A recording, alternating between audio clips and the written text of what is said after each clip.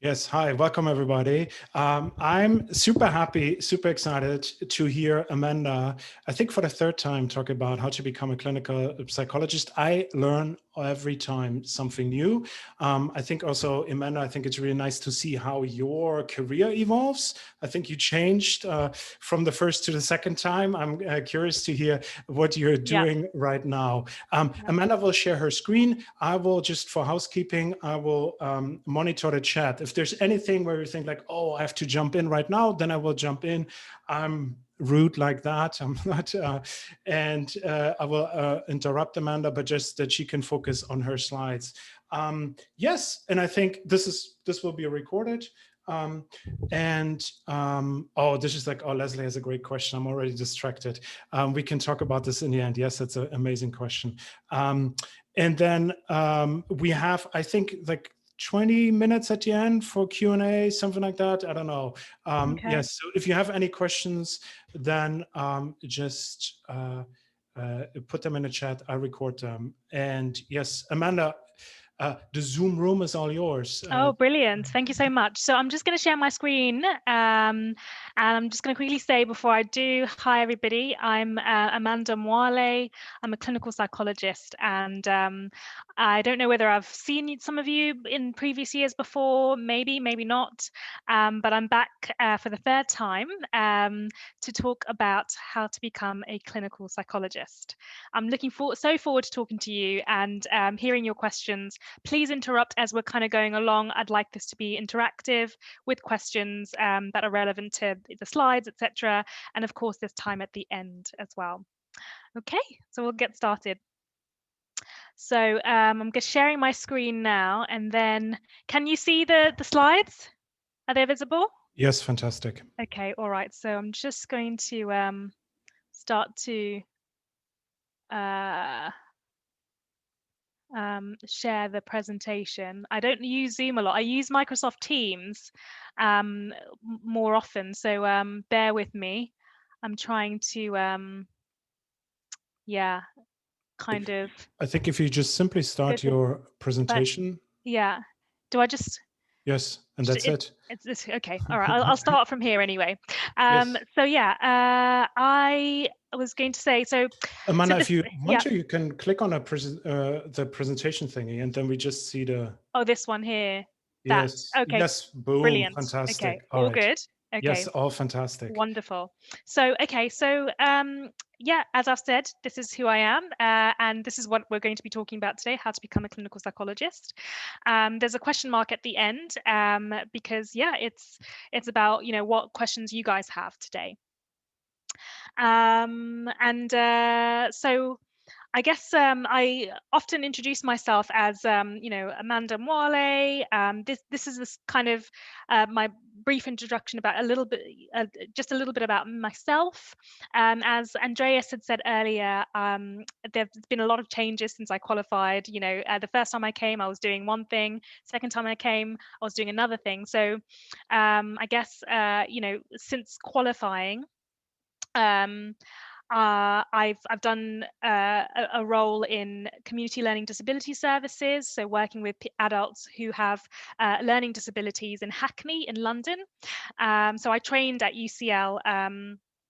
But after kind of qualifying, that was my first job, and then my second job after that, I spent I think nearly 2 years in a brain injury rehab service in Wandsworth, and so I worked there and finished working there. I think it was in July I finished working there, and then I spent a little bit of time, a couple months, in a child and adolescent mental health service in Richmond. So I was locuming there, which is kind of like a temporary work contract, and then after that, so in November, I started my current role, which is a medical hospital. So it's quite different from a community mental health service like the other services I worked in. And also, slightly different from brain injury rehab. So I'm now my role is in staff support in a medical hospital in Waterloo. And as you can imagine, with COVID around, I feel really honoured and and yeah, privileged to be in the role of being able to support our NHS staff who are dealing with the current crisis. So it's an amazing role to be in at such a time as this. I'm 32 years old. I identify as Black, British, Christian. My pronouns are she or her. My interests: yoga, walking, travel, Netflix, Prime. A lot of. I'm not traveling very much at the moment, so it's mainly the other things. So if you guys have any Prime or Netflix suggestions, please let me know because I'm running out. And yeah, I studied my first degree at the University of Lincoln and graduated in 2010, and then I obtained my doctorate in clinical psychology and I graduated in 2017 at UCL. And so, what is a clinical psychologist? So, there's a photo of me up here. The other photos of complete strangers that I got on, one of these sort of websites where you can get free pictures of people. So they're not actual psychologists. So if you try to look them up, you wouldn't find them.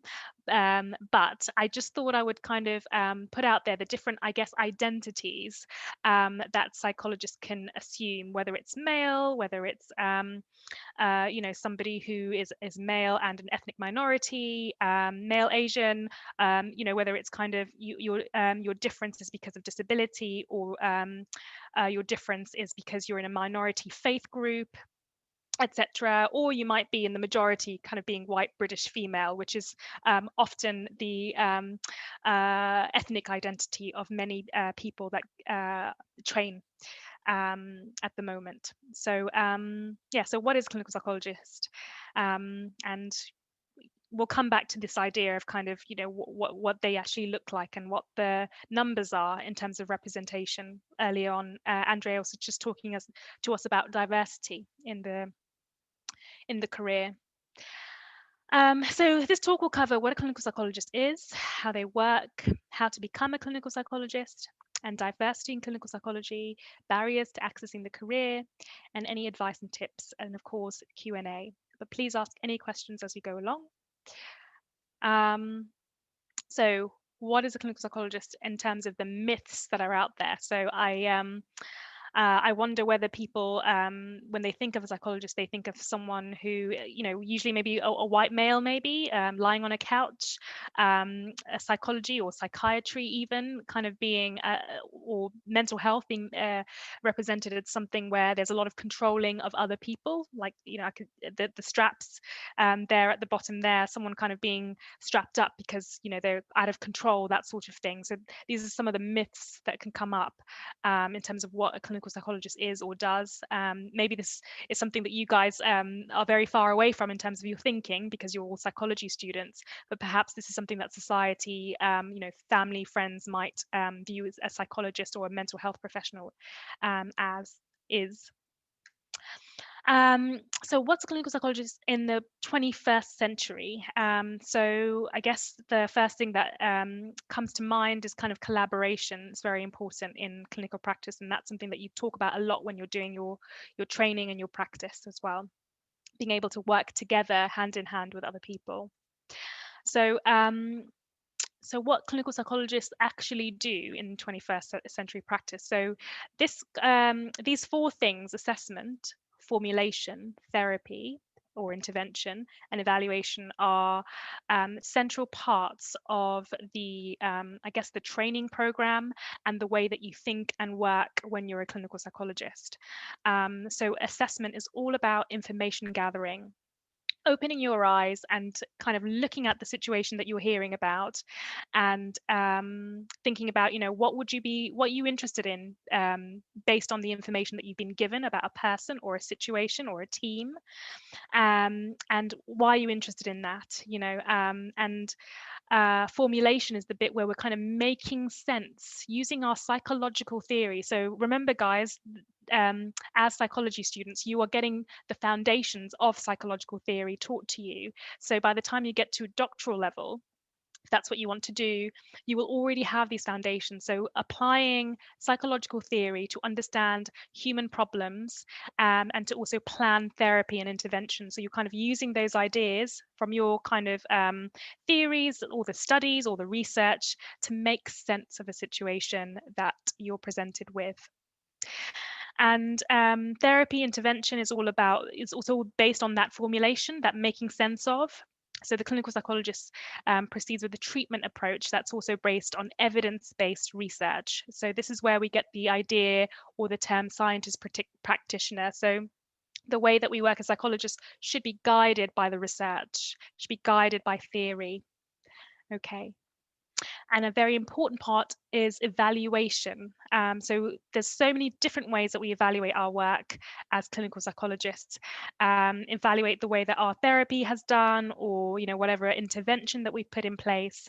And evaluation can take forms of, take a variety of different forms. So that can include things like feedback questionnaires, observation, and also things like your critical reflection skills. So, this is something you might be also developing in your undergraduate degree, where you're beginning to kind of respond to the material you're working with, and being able to criticize, the work, not in a kind of critical negative way, but in a way where you're trying to kind of make sense of what's happened and why.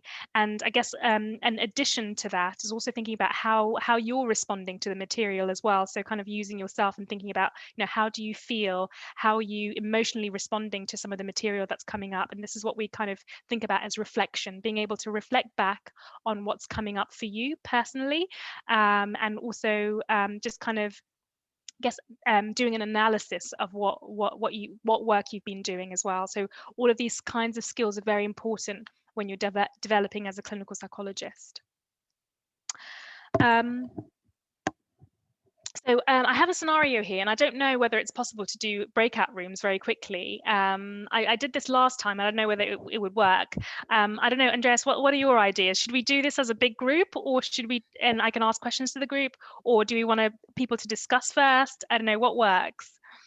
So you want to have them, maybe you could first say what the students should do. So imagine that you guys are a team of psychologists and you're running a practice, and a GP writes to your clinic with a new referral and says, "Dear doctors, dear psychologists, could you please meet with Miss City, who came to me complaining of poor sleep, tearfulness, and negative thoughts. She has a 3-year-old but has no access to the child, who lives with her ex-partner and his family. She lives alone in a damp flat." So if you guys were psychologists, so this is a question, this is the task. If you guys were the team of psychologists, what might you be interested in finding out more about, and why? So this is kind of thinking or triggering your assessment skills as clinical psychologists. Just maybe having discussed it in a team meeting, what would you say are the important things that you would want to find out more about? What would you be thinking about? What sort of things are taking your interest in this case? Okay. So my suggestion would be to actually just use the chat, if that's fine, or Yeah. if you're brave enough, just turn on your mic and tell Yeah, us, because I that think would be if great. we're like 60 people, if we Yeah, do, that's a lot of people. Yeah, that's a lot. yes, Yeah. and everybody wants to hear your input, and if they are in a breakout room and then I come around, it's like, Okay. okay, Alicia, I think is raising her Okay, hand. brilliant. Yeah, You wanna- Alicia, you start. Hi. Hi, Alicia. I think I'd start by asking about how she goes about her daily life. I'd try and focus on the 3-year-old and her memories with her child, and probably try to get into her relationship with her ex-partner without asking without being too intrusive. Yeah. And I'd ask about his family too, and the location she lives in, what made her live in that location, finances, because if it's a damp flat, you just think bad location. So maybe there's some finance issues involved, or trauma of not being with her child. So I think I'd ask those kind of questions. Okay, some really, really interesting initial questions. Thank you. Does anyone have any other things that they'd be thinking about, curious about, suspecting? So there's a couple of other raised hands. Andreas, please help me introduce the new hand. Okay. Yes, Marvin, do you want to just turn on your mic and talk? Yeah, so I was going to say that I would be quite interested in finding out more about what they sort of mean by poor sleep, like how many hours of sleep does that mean, and how that sort of affects their daily life, because I know some people might just be tired, but does that make her angry? Like what other emotions does she get from that? And also just find out a bit more about what these negative thoughts are and what they're associated with. Yeah, yeah, okay. Fantastic. Yeah, absolutely. Yeah, that's great. And any other thoughts? There's a few more raised hands. I think Rihanna, maybe you next, and then Milana. I hope I pronounce your name correctly. Rihanna, maybe you. So I would ask what she actually does on a day-to-day basis. Like, what does she do in her flat? Like, what does she do at night when she doesn't sleep? How does she feel about her? What causes her negative thoughts? And yeah. Okay, great. Okay, Milana. Now that I know that I pronounce your name correctly, yes. So I would ask about the time frame. So like, how long has she been in that flat? How long has she been having the poor sleep and the negative thoughts? Like maybe cause and effect. Like, because poor sleep, obviously, in circadian rhythm problems will always lead to other problems like emotional issues. So maybe they're like it's a cause and effect thing. Yeah. Okay. Yeah, right. Really interesting points. Yeah.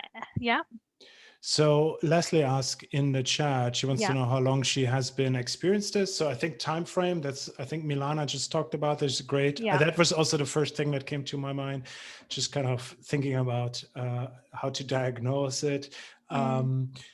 Impacts her ability to everyday task. How much is she bothered by that? I think, yes. Okay, that's great. Yes, so basically, how much does it impact her life and for how long? What the negative thoughts are, as somebody has, and any triggers. I think Martina asked that. That's a great question. What triggers the negative thoughts? I think it's a great point too. Yeah. Okay, great. And I just saw some of the comments in the chat as well. Thank you. So you guys, really, really good points, really good ideas. And you guys are starting to kind of think about the sort of questions that I might formulate as a clinical psychologist if I'm going on and thinking of meeting a person who presents in this way or whose GP has said they present in this way. So some really great questions that I would be asking, thinking about timeframes, thinking about, what's the content of the negative thoughts? When did the poor sleep start? Is that what's also kind of contributing to kind of tearfulness and the negative thoughts? Is that impacting? I'd also be thinking about, why does she not have any access to the child? What happened there? What's the story behind that? And also thinking about why the ex-partner and his family are now living with this child. Are there, things like, safeguarding or, have social workers been involved? And why it is that she lives in this damp flat? Someone mentioned trauma, and I think that's so important. Trauma is, one of the, biggest things that impacts on people. That leads them to go to their GP with sort of vague symptoms like poor sleep, tearfulness, negative thoughts, but kind of digging deeper into what the story is and what they've been through to kind of find out a bit more about understanding why this person has these difficulties and why their life and the context of their life has turned into this particular situation. Yes, So, 2 more points just quickly. I of think course, from the chat, medication is, I think, is a really good point. It's like, okay, is she like onto something that maybe these side effects? And somebody asked, like, is there some kind of major life event, some trauma that like changed things, right? You can have like, I don't know, her mother died, and since then things go poorly. I think it gives a very different impression. So I think it's good. Okay. And someone said, is it okay to ask all these questions in the first session, or is it better to go with the flow and ask the leading questions? So really good question. And I, as a clinical psychologist, as you train, you kind of learn how to judge the situation, depending on the way the interaction is going. If someone is presenting as potentially very traumatized and they seem to be struggling with the conversation, what you might start to do actually is just build rapport and ask very easy, simple questions just to develop the relationship and make the person feel safe. But if the person seems to be more forthcoming, you can actually ask a lot more questions like we've kind of discussed today. So it's a judgment call. So that's a really good question. Thank you. Oh yeah, someone just said thanks. Okay, cool. All right, so shall we move on from this? Thank you guys. This was great. Beginning to kind of think of those sort of ideas, and we've been doing some formulating as well. Which means kind of making sense of what might possibly be happening for this person. Okay, so moving on. So the diverse roles of clinical psychologists include so many different things, in addition to kind of what we've started thinking about, which was therapy, kind of doing assessments, maybe doing some talking therapy, trying to help someone through some trauma perhaps, or anxiety, or depression, or whatever it might be. Or sometimes actually, kind of going back to this example, if we were thinking about, say there are social issues, if she's living in a damp flat, this woman might not be ready to engage in psychological therapy actually, and I think that's a really good thing to kind of think about. Is it that she needs to be in a safe home first? If we think of Maslow's hierarchy of needs, it's about kind of that safety, that shelter. Is she eating? Is she, if she's having poor sleep because the place that she's living in is unsafe and really not kind of suitable for a human being. So all of those things need to be in place before we think about actually going in and exploring the emotional world. So that's a really good point. Sometimes it's like when the psychology happens, rather than just kind of delivering it just because a doctor has sent you a letter. Just as kind of side point. But yeah, so apart from kind of doing therapeutic work, psychologists can do other things, which include neuropsychological work. So I worked in a brain injury rehab service before I did other things, and this was kind of about using validated and standardized tools. Although if I was doing another lecture, I'd kind of criticize that idea of what is validation, what is standardization, what's it based on. But just to kind of be very broad, these are tools that are developed to kind of assess someone's sort of cognitive functioning. Is the damage to certain brain areas, for instance, if it's the frontal lobe, having an impact on their ability to go back to work after a brain injury? Are they struggling with tasks like getting organized, problem solving, etc.? Our neuropsychological assessments and observations of their day-to-day living skills might be able to kind of reveal where they might need some additional support and rehabilitation. And that can take place not with just clinical psychologists, but also in conjunction with other professionals such as occupational therapists or physiotherapists, who can all kind of be a part of this work. So following on from that, we also work in teams as well with other health care and social care professionals. I think as a clinical psychologist, since even before my training, I've never worked well, actually, that's wrong. It's not that I've never worked solo. So if you're doing one-to-one therapy work, I guess you kind of work on your own, but sometimes you need to liaise with other people like social workers. You need to work with, nurses, medical doctors, maybe speech and language therapists, depending on what kind of work you're doing, managers, and all sorts. So and then there's also kind of clinical research. You guys are doing your dissertations, I'm sure, or thinking about them. And your research skills, you guys, some of you might hate research, but it's so important to understand and know how to work with research as a clinical psychologist, because even once you've qualified, I know sometimes, when you're kind of doing things like when you were back in school and you do certain maths equations and you're thinking, how on earth am I ever going to use this? But having a really good research background from your degree and your postgrad are such a good foundation for so many things, even post-qualification. Even now, even just simple things like doing a graph and representing data. You guys are getting really well skilled up for a world where you can really represent some really useful and insightful information in a really engaging way, so that people kind of understand what your role is. So in my current role, I'm developing a service to kind of provide support for members of staff. So it's a really new role. So a lot of my role is kind of doing clinical research as well. And so those clinical skills really help, and they're super handy to be able to disseminate and communicate the information and the hard work that you've been putting in. Leadership skills are part of clinical practice as a clinical psychologist, and professional practice. So this includes kind of supervising others and teaching. providing consultation to others.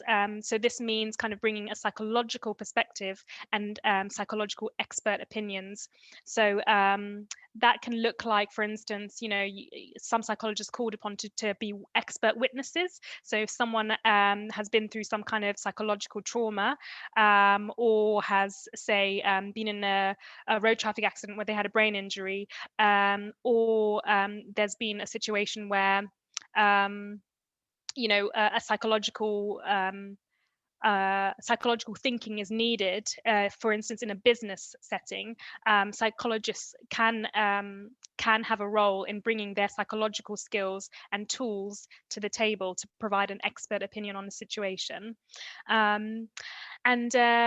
As a clinical psychologist, you can be very influential, which links into leadership and consultation on a wider scale as well. So many psychologists are getting involved in influencing social policy, which includes thinking about things like social media. Video gaming has been influenced by clinical psychologists, and also impacting on local communities. So I have colleagues that I trained with who work with refugees, work with gangs. You can work in the media as a clinical psychologist. You know, I mean, we are in the age of media at the moment. So, you know, there's a lot going out there on social media, and also, I guess, mainstream media that's contributed to by clinical psychologists. You can provide mainstream psychological education, such as self-help books, and all sorts of interesting and exciting things like this. So this career can offer so much much more than just being in a therapy room. So so for those of you who are interested in the broader picture, there's a lot going on. So yeah, it looks more like this. So there's a lot more than even these pictures depict, actually. So how to become a clinical psychologist. I said number 2. Maybe I deleted something by accident, but anyway. So the basics are, so before getting onto a place onto the 3-year doctorate, you need, and I don't know how much you guys know this information, but you can probably find it on the Leeds Clearinghouse website. But I've got a link for the website in a later slide. But anyway, for those of you that want the clarity, you need at least a 2-1 from the last time I checked, of a bachelor's degree in psychology. And some doctoral courses look for a score of 65 or to 67 or more. So this degree must give you a graduate basis for chartered membership with the British Psychological Society. So this is a standard set by the society. And further study is needed as well sometimes. You know, if you well, it's needed if you have a score below a low 2-1 or a 2-2. I can see some questions are popping up. Could I just, yes, yeah. Amanda, could I just jump in? Yeah, sure. I think, okay, there are 2 points. I think one student is wondering, like, okay, pandemic, it's not easy to study during the pandemic. Is there, will people lower their standards maybe and say like, okay, if you did it during the pandemic and you have to compete with somebody who did not do it during the pandemic, is there, I mean, it's a really tricky issue. It's so tricky, Yes, I don't know if you, and the other thing, maybe you can just, which I think is interesting and which I would love to hear. So I always said, like, if you want to become a clinical psychologist, yes, make sure you get a 2-1 and don't do a master's, right? But here it seems like you can actually, if you have a bad, you could make up for, okay, so this would be something, because I heard like conflicting, like some people say you can't make up for a back mark. You could, and some say, yes, if you have a master. I don't know, like, I would love to hear the really good point that you're making, absolutely, because there are conflicting opinions even between universities that provide the doctorate. So for instance, where I went at UCL, they particularly favoured people who just had the undergraduate degree. They weren't so bothered about people having a master's degree because they felt actually a master's wouldn't necessarily add that much to your degree. We just want to know that you had a very, very good bachelor's degree. But other courses will say things like, oh yeah, if you've got a master's and a low 2-1, we'll consider it. But in your application, I guess that's where it's very important. In your application, you want to be able to kind of reflect. So it's not about just saying, oh, you know, I was in a pandemic, too hard to study, and therefore didn't get a high 2-1 or a first class degree. But it's about kind of being able to use your life experiences and really telling a story that is reflective about why it is that your score was a particular way, or why you went off and did a master's, and what you've learned from, in terms of your life experiences, and why you want to become a clinical psychologist, etc. So it's about kind of how you present yourself in the application stage as well, rather than it just being kind of because a lot of people in the application, and I think maybe you guys so some of you may be thinking about applying in a year or two once you've finished your undergrad degree, but a lot of the things that you be told is when people write applications, they often list and describe the things they've done or not done, but actually it's about what you've learnt from all the things you have done, because that will reflect better in terms of your skill and capacity to be a clinical psychologist, because they want to sign up people who are very thoughtful and reflective about the positive things in their lives, but also things that have been more difficult. Does that make sense? It makes sense to me. Yeah. Okay. Yes. Yeah. Yes. Okay. Yeah. So I think yes. I think we. I mean. Yeah. Okay.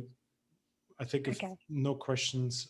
Okay. So No, I think yeah. there's one question I'm not that was sent to me about BPS membership. Okay, do we need to do a placement year? I think you can answer that, Amanda. Yeah. So do we need to a placement year? A placement year? When? At what point? I think so. This is like if you do like a sandwich year. A sandwich year. I mean, if you, either way, you can't go from just having an undergraduate degree and then get onto the doctorate straight away.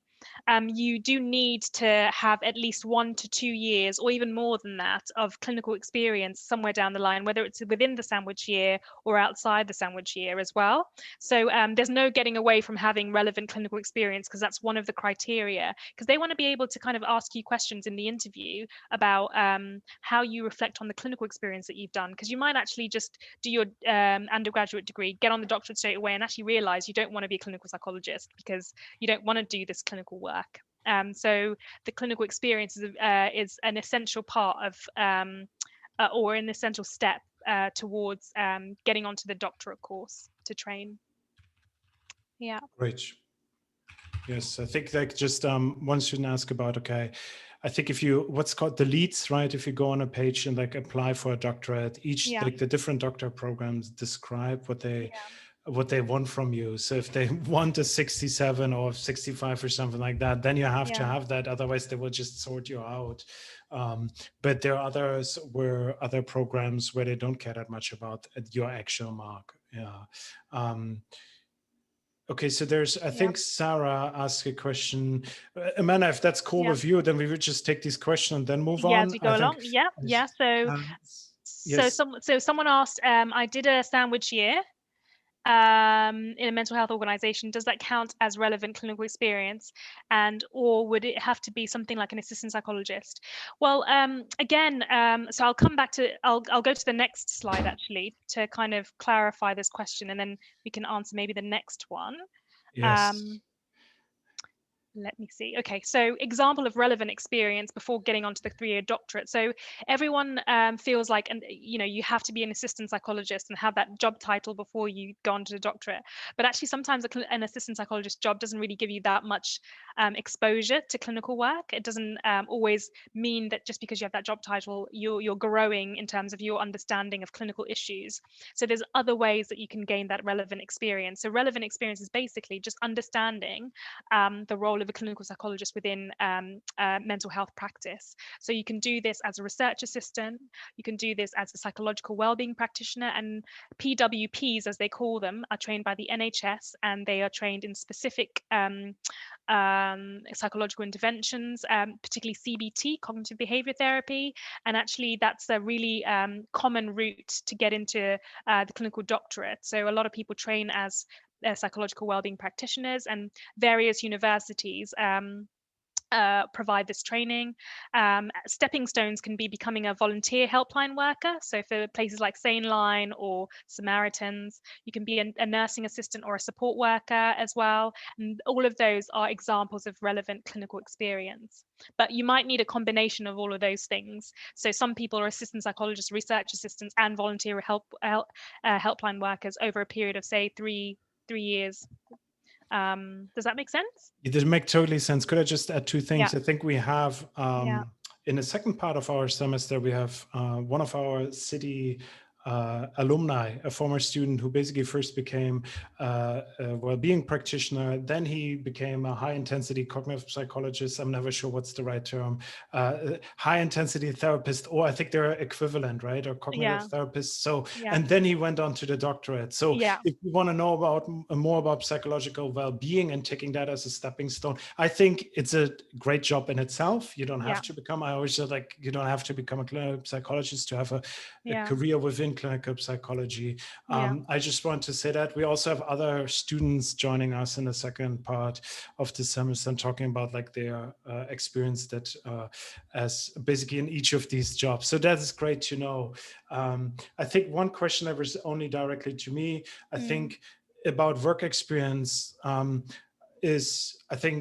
should we start this in a third year or after we graduated? I think it's really important, Amanda, maybe you can correct me. You need to have basically both. I think that's my recommendation. You need to have work experience with a degree. So you need to, that's basically like, but that's a must. You need to graduate, have your psychology degree, and then you need to work, I think, at least a year, but that's unrealistic, probably 2 years or more, 2 to 3 years. Yeah. So that's a requirement. In order to get of the jobs that you see on the slides, it's good to have some work experience before. And it's also, if you're passionate about it, I think it's a great way to show that you're passionate about it by doing something. If you're just like, oh, I really care about children, but I never help any children. It's like, are you really passionate about children, or are you just writing this in this application? Okay, so I think that's kind of like, I think it's, if you want to have a convincing CV, I think you should do both. You should not do either or, but you need to have, so I think that you need to, even if you do a sandwich here, even if you have tons of work experience during your degree, you need to have experience after that. Okay. Absolutely, okay, they're popping up. Okay, good.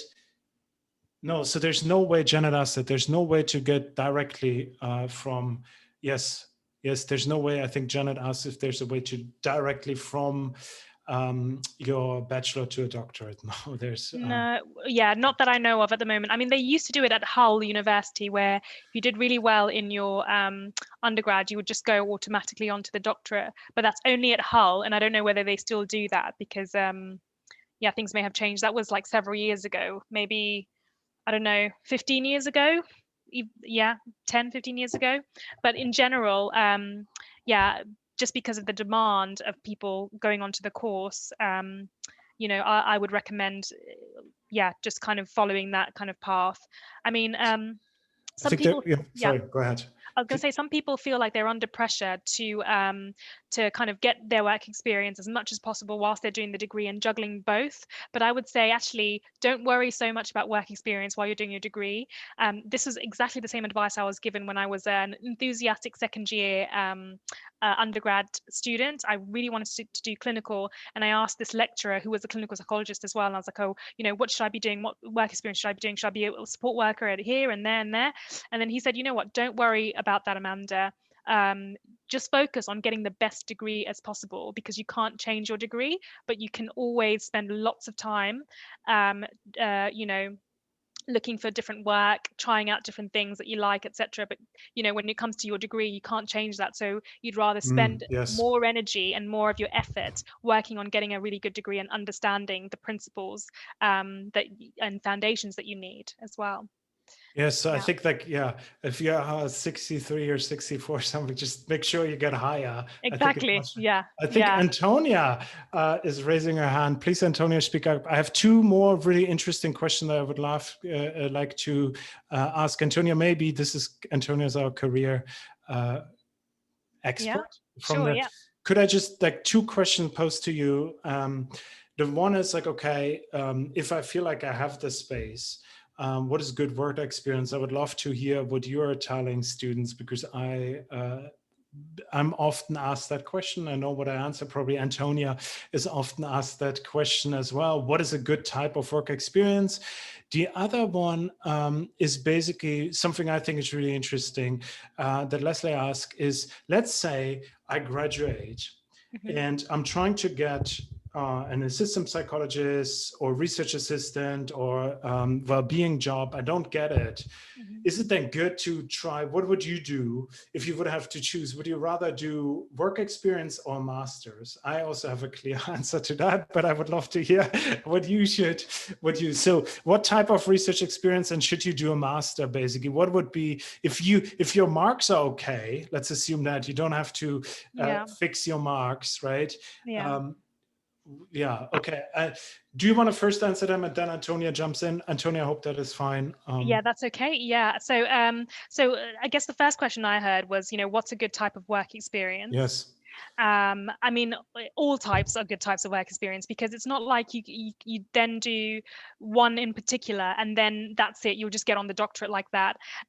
Because essentially the most important thing is you must have a variety of different experiences. So I think just having one job, I mean, unless you're very fortunate, it's unlikely that you would just you'd get on the doctorate with just, one work experience in one context. So you kind of need a bit of a variety. So I would say, maybe you might be a research assistant, supporting with research on CBT for depression, and then your next job could be an assistant psychologist, maybe working within cancer services, for instance, in hospital, and then working with children, maybe, as a volunteer or whatever it was, and then kind of fleshing out your CV. So you're looking more well-rounded, because when you're on the doctorate course, you're going to be having so many demands. So I know there might be a sense of like, I just want to get on the doctorate as soon as possible, and that feels like an achievement, but you don't want to get on the doctorate and then struggle because you don't have enough of a foundation.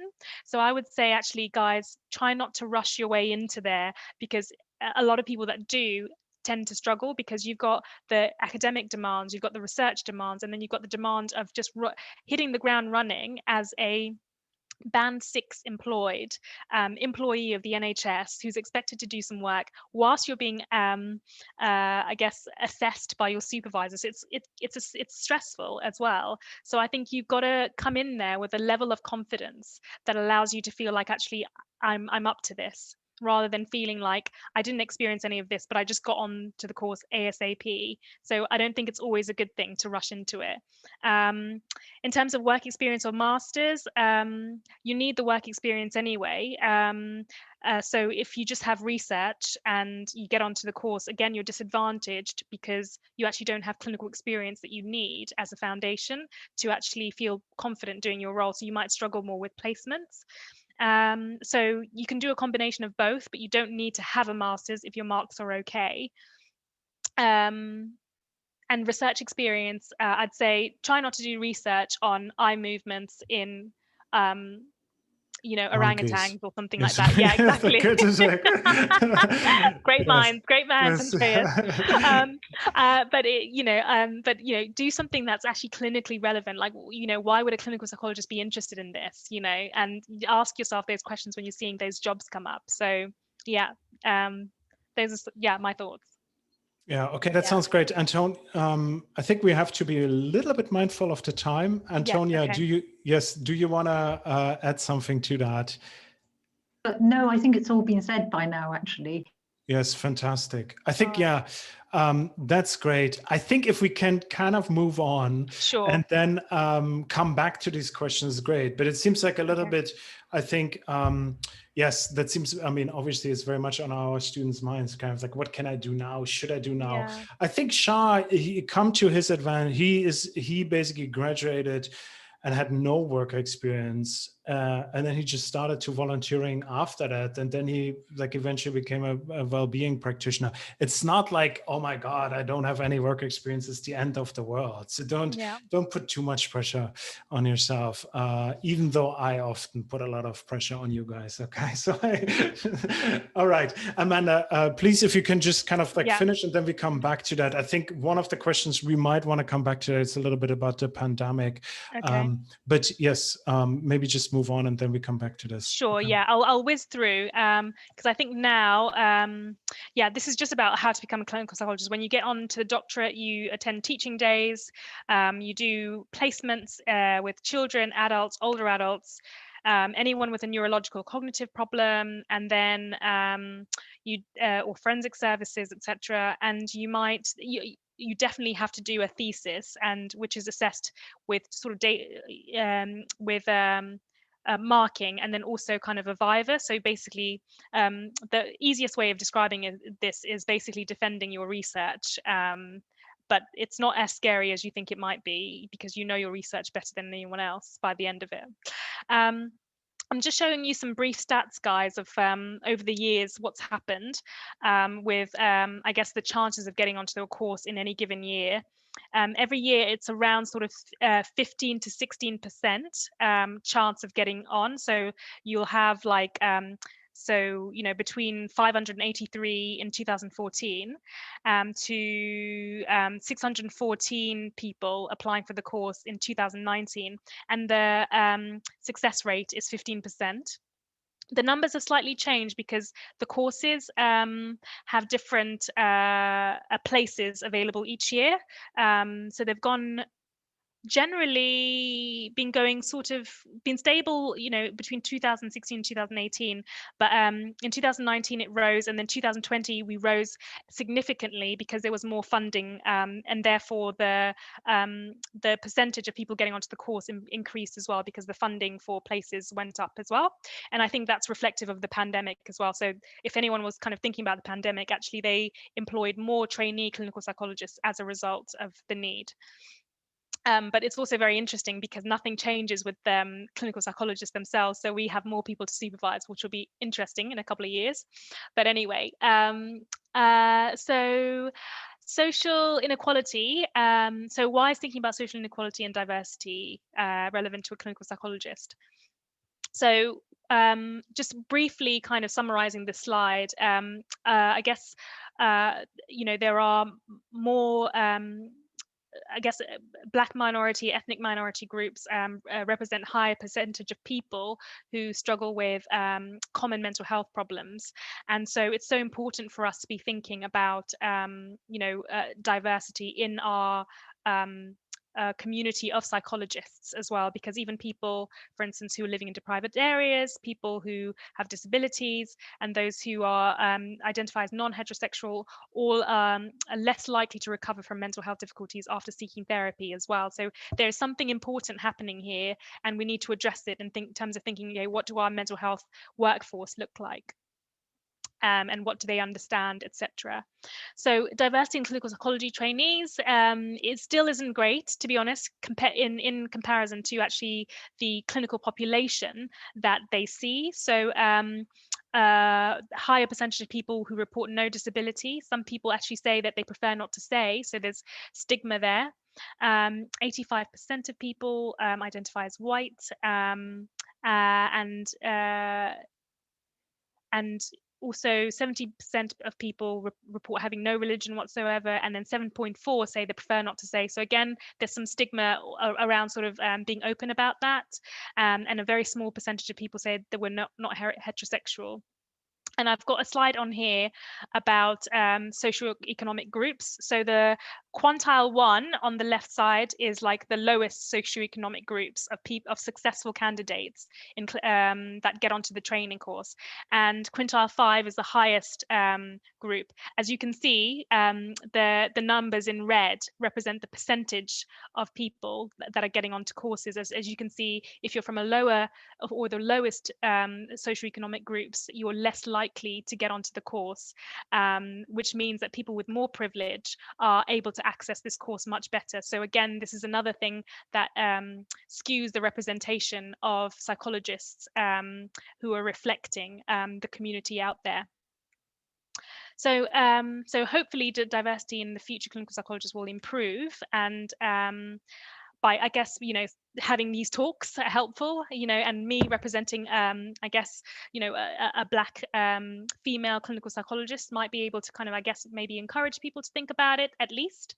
And so we need more clinical psychologists that represent our populations, and also people with both seen and unseen diversity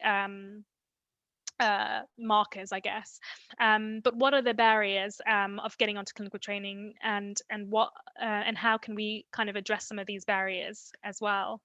Some of these are on this slide here. So thinking about people feeling discouraged, the competition, the stress, the issue of degree classification, working for free, the length of training and the education pathway, it's quite long. Pay is low before you get onto training. You have to do lots of different, things like volunteering, etc. And lack of access to information. So I'm really passionate about kind of providing more information. My friend Steve and I wrote a book about becoming a clinical psychologist. I'm still writing stuff even now about this. And of course, the cost of further education is a barrier. So in general, some of the general advice that I put on this slide here is maybe some of the things that we might even talk about even in the questions, but asking yourself why clinical psychology, getting the best degree as possible at undergraduate level, so important, guys, more important than getting work experience at this stage, because you can do that for as long as you want afterwards. But your degree classification will actually influence you getting onto the course as well, because that's what they look at a lot of the time. So trying to sign up with the British Psychological Society now, or after you graduate. I think maybe it's after you graduate. And if you're a minority, there's lots of minority groups and events that you can go to, presenting, publishing your research, planning ahead for financially if you want to do a master's, or if you think you need a master's, and sometimes finding a mentor or accessing a mentorship program can be really helpful, particularly for those who are in sort of the Black minority and ethnic minority background. So seeing someone who represents you and being mentored by them is helpful, or being a part of a mentorship program. I've listed other things, but yeah, I wanted to kind of get to the questions. Don't isolate yourself. This is the book that I wrote with Steve. I've talked to you guys about this. So yeah, it's called Becoming Clinical Psychologists. It's got 6 chapters, and hopefully it guides people with kind of basic information, introductory information, and useful tips and strategies on preparation for application season. And I recently wrote an article for the British Psychological Society, or not an article, but an introduction on introducing some of the resources for assistant psychologists or people who are just interested in clinical psychology, called, yeah, it's titled here. So if you go, Yeah. Amanda, if you go to our the Notion page, the website for this, I link to this article, and I also link to your book. So if you're interested in either of them, you just go to our webpage, and then boom, you have all the information. And every student I know that read your book liked it and thought it was really helpful. So, and I think it's not very expensive, if that's fair to say. So, it's do it. Okay. Could I think, is that kind of your talk? Shall we jump into questions? Yeah, that's my talk. That's it. Fantastic. Okay. We can't clap. I think I can have a lame emoticon, right? Isn't there like a clap thingy? Thank you so much. Okay, let me kind of ask some of the questions that I gathered throughout, and then we please don't stop now. I think one of the questions I want to kind of ask a little bit about when you talk about diversity, and when I was teaching diversity and prejudice and racism in my social psychology lectures, and also in my third year elective, I was like, oh, like one group we kind of tend to forget is a little bit like people with disabilities. I think if you look at kind of like attitudes towards people with disabilities have not improved in the last 15 years, while thank goodness others have. So I was just wondering, I mean, obviously you, like whatever you know, can you reflect a little bit on what it means? And I think the other thing is, the question I got asked is, if I have a disability, how do I handle that in my application? To pretend like, okay, so yes, does that make sense? I think that's like a lot. I think that's an amazing question. And I think, yes, where people, should I hide it or not was basically the question. Yeah, yes. Definitely not hiding it. Yes.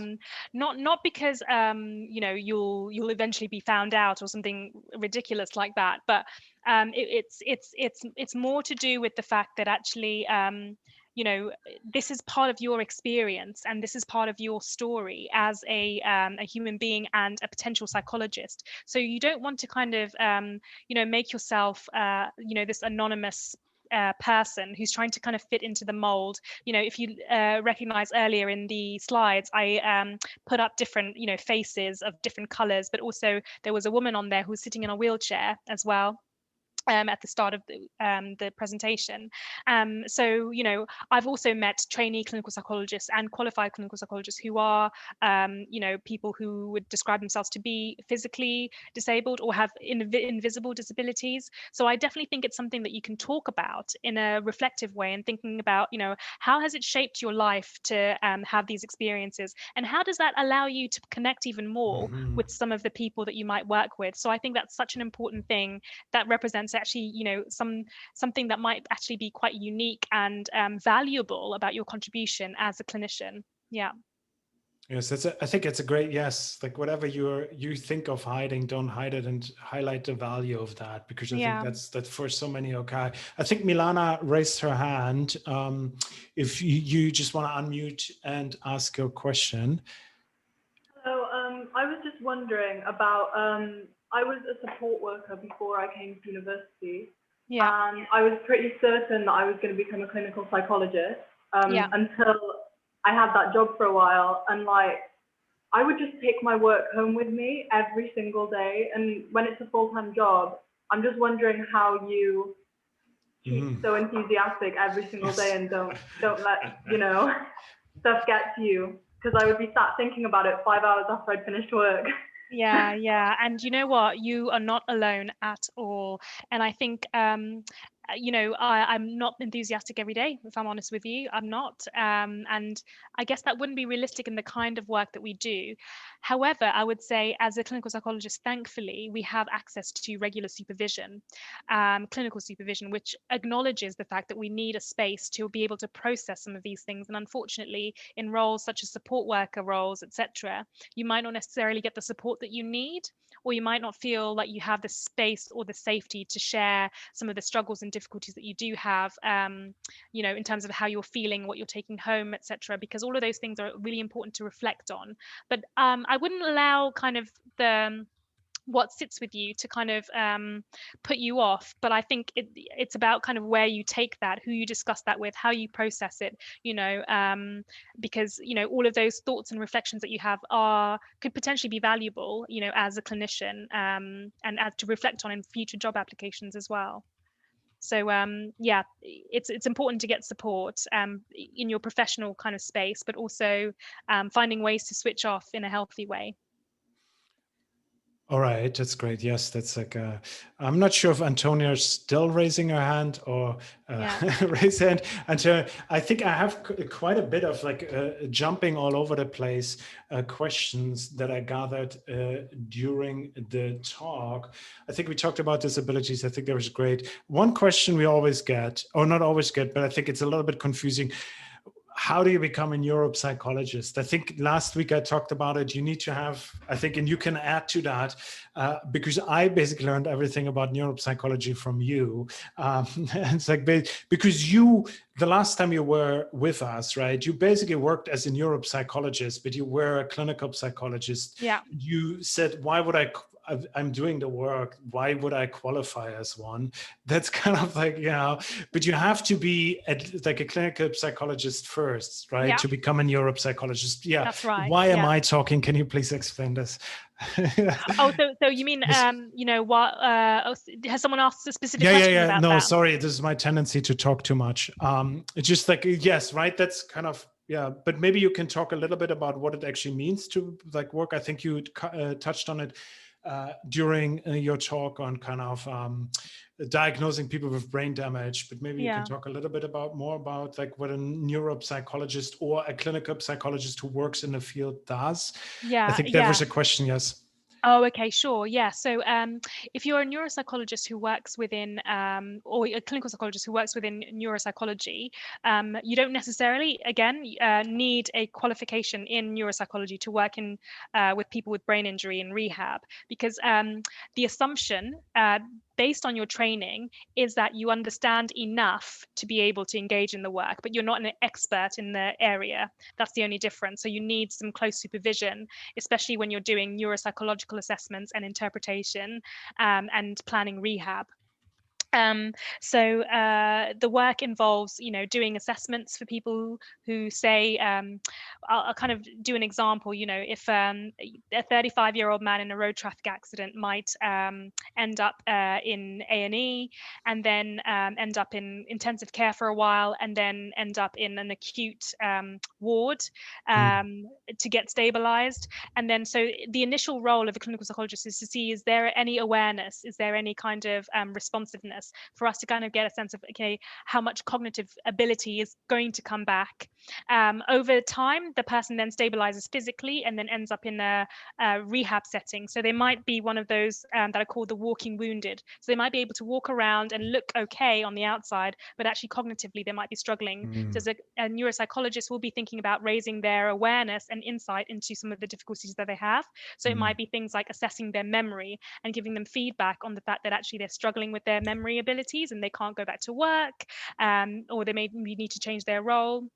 And also we might kind of guide them and train them in using memory strategies, like using, you know, phones, alarms, etc., and doing that on a regular basis so that they learn this new skills in an errorless learning kind of way.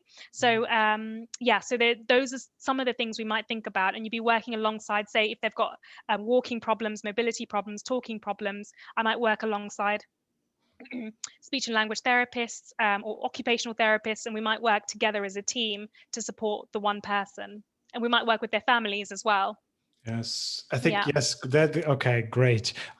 Could I ask you a question? It's motivated by one of the questions I get, basically, like I never can, like, get it often and can't answer very well. What is the difference between a doctorate and a PhD? And I think that's something, I think it's a confusing term. It's only like a term that only exists within the UK. In other countries, you either just become like a clinical psychologist, but you don't become a doctor. In other countries, you have to do a PhD to become a clinical psychologist. Could you explain what the difference is? I never quite manage because I think that's another question where people are like, oh, do I have to do a PhD to become, for instance, a forensic psychologist? And then it's like, oh, is he thinking about like a doctorate or a PhD? Because I don't have a PhD, I'm useless in that way. But yeah, how do you answer that question? So a PhD, you're thinking, I'm thinking you are doing specialist research in a particular area. Say you might be looking at attention in autistic adolescents, for instance, you know, that will be your PhD, but that doesn't necessarily make you a practitioner. and you don't become someone who's registered to practice anything. You just know a lot about that research area.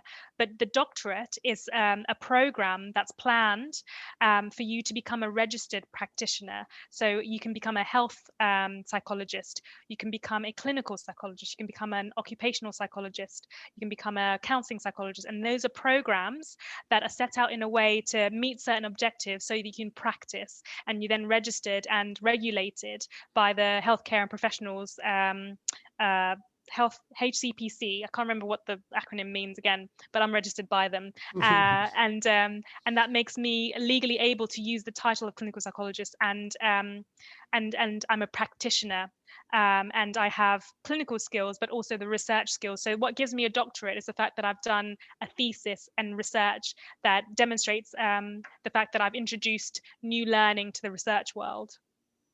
Okay, that's great. That's much better. I describe it as a part-time master's, but a long part-time master's. But I don't know.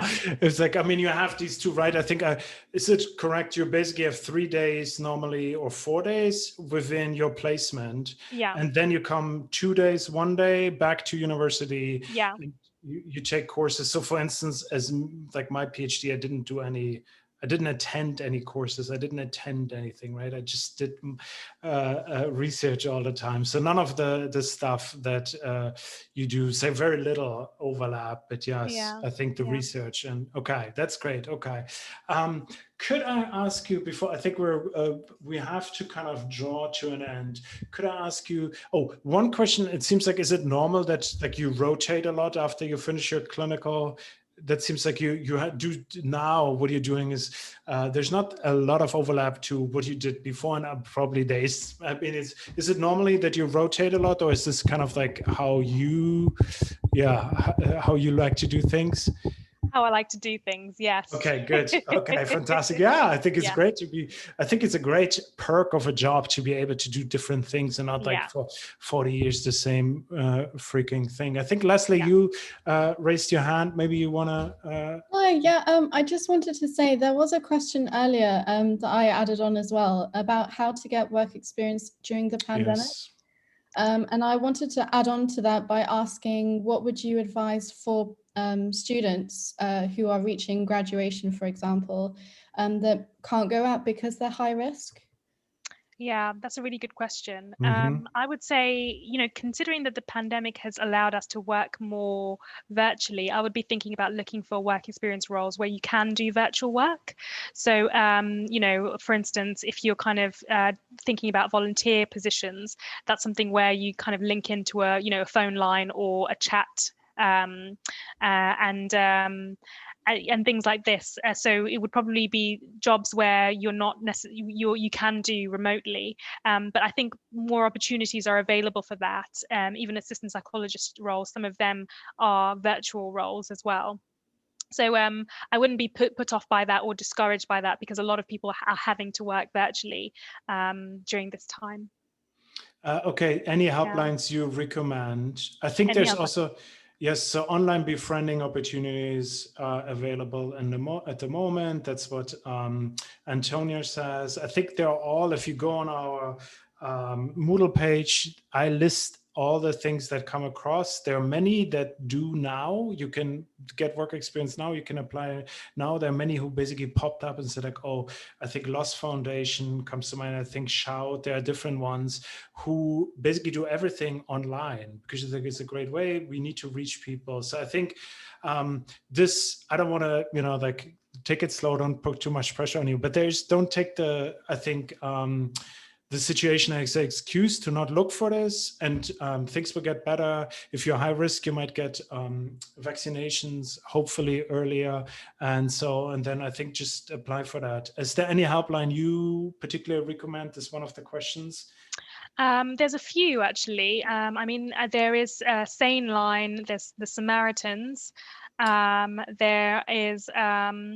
I think there's several, like Beat, which is an eating problems website. Sorry, so it's come to the end of the day and someone's coming and hoovering. Yeah, perfectly fine. That's yeah, I think she's left now. Okay. So there are a few. I think if you guys have a list, that's good. I mean, Yes, I can send something through if that would be helpful. I mean, yes, please do. I suspect we have ones. I always recommend doing something where you have direct contact with a person to see if that's something that you're interested in. Yeah. I think the vacuum person's coming in. That means I think we should draw it to an end. I have one or two more questions, but that's fine. Let's just, I think, leave it with that. With one final recommendation, you're interested in what is good on Netflix. So what is good on Netflix? Is there any show you can recommend that you enjoyed a lot? Who, me? Yes. Oh, me. What have I enjoyed a lot? I think I've just enjoyed like things that have been brief, because our attention spans these days are terrible. So I've really enjoyed Schitt's Creek. Has everyone heard of that? I'm not a TV person, so you're yes. It's a good show. It's a good show. Short episodes. But yeah, it's a good one, a funny one. Yeah. All right, Amanda, thank you so much. I will stay on. I will stop the recording now. Yeah, that was amazing. Thank you so much. Stop the recording. And then I will just